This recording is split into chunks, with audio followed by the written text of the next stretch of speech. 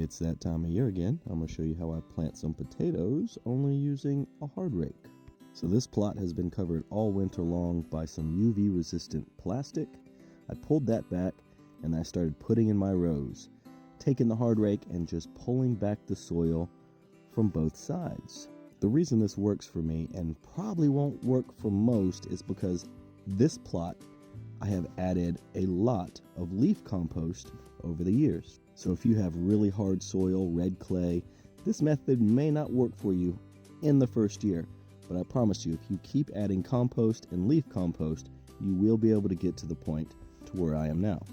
After I pulled back the soil, I made about a 4 to 6 inch trench. I started planting the potatoes.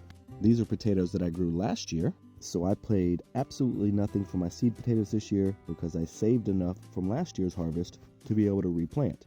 I had so many left over that I didn't need to cut my potatoes. As you see here, I planted whole potatoes about 8 to 12 inches apart. After I got them planted, I simply came through with the hard rake and pulled the soil back over the top. The only other thing I'll do to these potatoes is add a little more leaf compost in about a month when they start sprouting up. Happy gardening!